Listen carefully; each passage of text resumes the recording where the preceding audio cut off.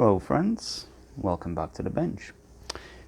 Today we're going to install proximity sensors on my Subi. If you have a problem like I do and have no depth perception, then you probably understand how difficult it is to actually maneuver the car on the parking lots and stuff between other cars. This really helps. And for some reason, 2008 LL Bean that I have doesn't come with any kind of parking assistance, and it comes with a lot of nice features, but this I would love to have on this. So I figured, how hard can it be to install one? Let's find out. So it comes in a little box like this. It's a fairly small device. Nice display and 4 sensors. I'm not sure if these are ultrasonic or whatever they are. As you can see, you can use a slight angle, but the angle is built in, so you can only choose which way does it angle. And a little drill bit to make the holes, and of course a power cable. And user's manual with like a whole bunch of typos.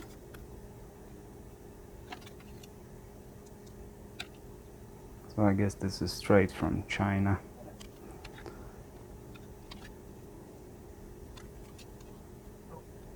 That's why the price is so good.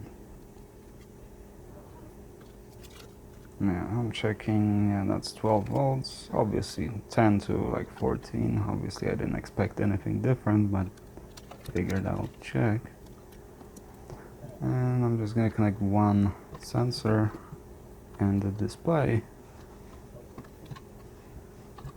just to see if it works, and it does work.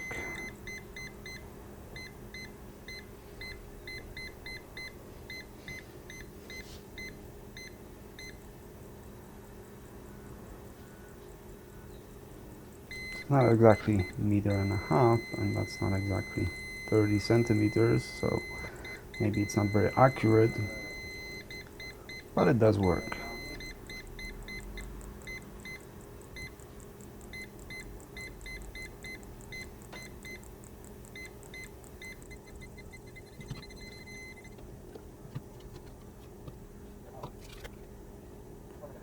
Now my only question is, what is the order? I'm trying to find how to install them, because they're marked as A, B, C, D. And obviously just one typo here, and there's like 5 more typos that I found.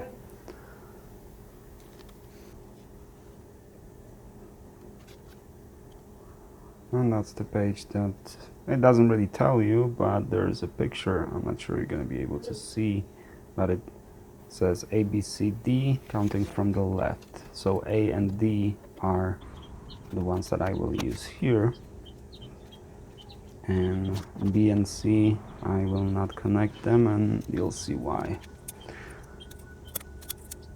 I figured the most outer ones will be about 22 inches from the center, and then about 9 inches from the center for the middle ones,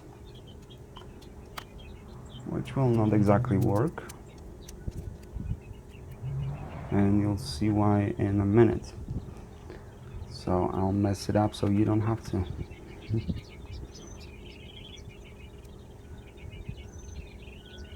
I was looking for any instructions on how to install it on this particular car, and I couldn't find anything, so I figured at least someone's gonna have some use out of this. Yeah, and as you can see, so behind there is some kind of shock absorbent, some kind of cushioning material, and I hit like right at the edge of it, and I tried to drill through it, like cut it with the knife, because the sensor needs to make it in there. Tried to see from the back, but that didn't give me anything. So I figured maybe if I drill lower, but that's exactly the same issue. So there's a problem. Actually, having two holes in my bumper doesn't bother me at all, but I will fix that. That's not a big issue. I should be able to fix it without even, it's not even going to be noticeable. But we'll see. As I said, it completely doesn't bother me.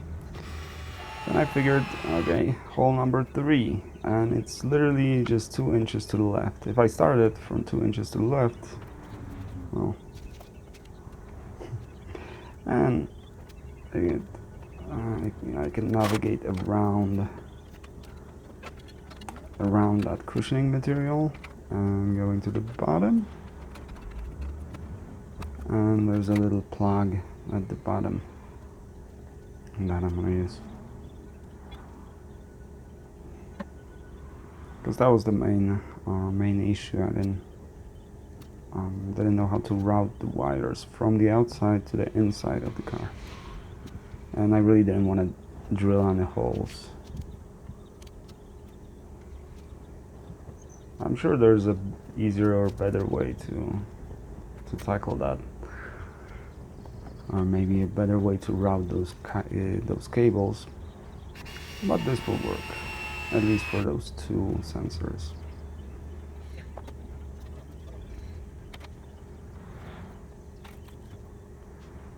I'm just using the cable as a pilot. I'll just push the cable through underneath the bumper, route them both in the center, and then use that plug to route the cables inside the car.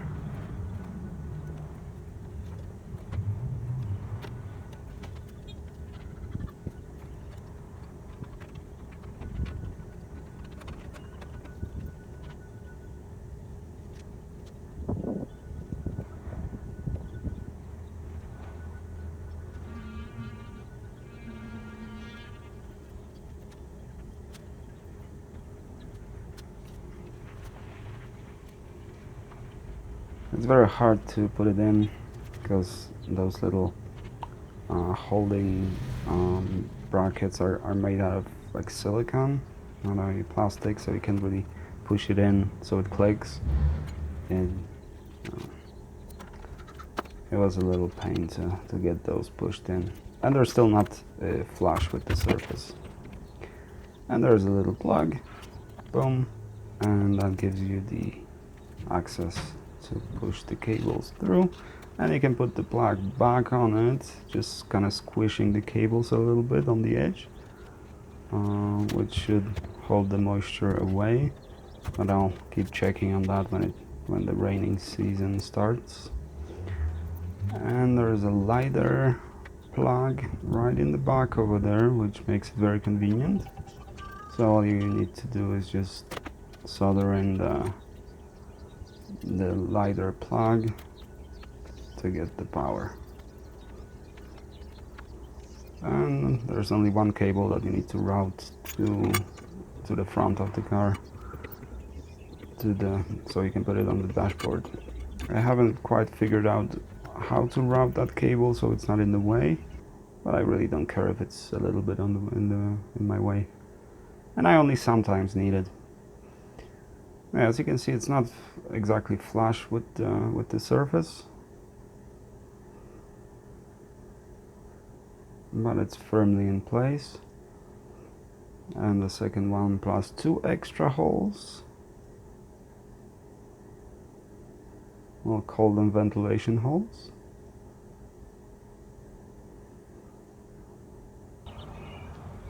And the device goes in there. And since I'm not using the lighter plug, the lighter socket, I can close this, and I had to route it from the front for now because I don't have power in the back. That's another problem.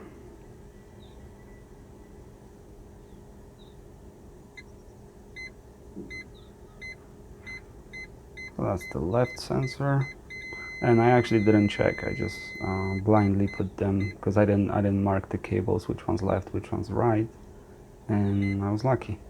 On the first try, it was left and right connected correctly.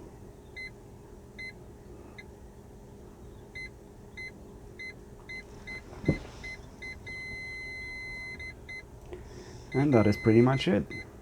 A very simple process, so relatively easy to install, and it works like a charm. And now my Subi has proximity sensors. Thank you for watching, and I'll see you guys in the next one.